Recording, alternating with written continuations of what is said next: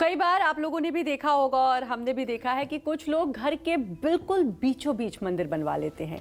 अब भाई ये घर के बीचों बीच जो मंदिर बनता है, यानी कि जो पूजा घर होता है, ये आप लोगों के लिए कैसा रहेगा? क्या ये शुभ होता है या फिर इसका प्रभाव बहुत कष्टकारी होता है? जीवन में परेशानियां आती हैं, आपके काम बनते बनते बिगड़ जाते हैं, क्या कुछ असर होता है? आइए जानते हैं। बताएं पंडित जी, घर के मध्य में बना मंदिर यानी पूजा घर कैसा रहता है?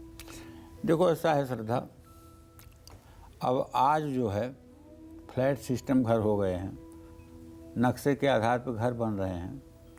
पहले जब घर बनते थे, आज के 40 साल 50 साल के पहले, तो घर में आंगन जरूर होता था, और आंगन जो होता था वो घर के बिल्कुल बीचों बीच होता था, और आंगन हर समय उत्तर दक्षिण लंबा होता था, पूर्व पश्चिम कम लंबा होता था। इसको कहते थे चंद्रवेदी आंगन।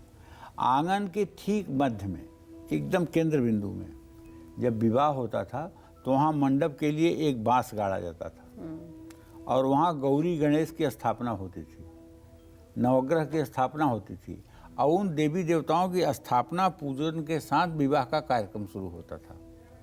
तो हम बात कर रहे हैं घर के ब्रह्मस्थान की। जो घर का मध्य केंद्र बिंदु है वो है घर का ब्रह्मस्थान। अगर वहाँ पर पूजा स्थान है तो इसका सकारात्मक प्रभाव परिवार के सभी सदस्यों पर पड़ेगा।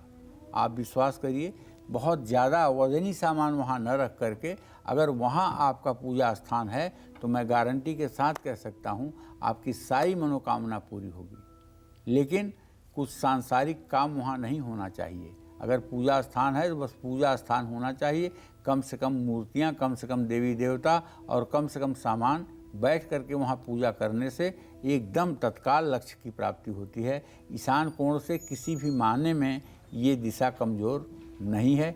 जय मां विंध्यवासिनी।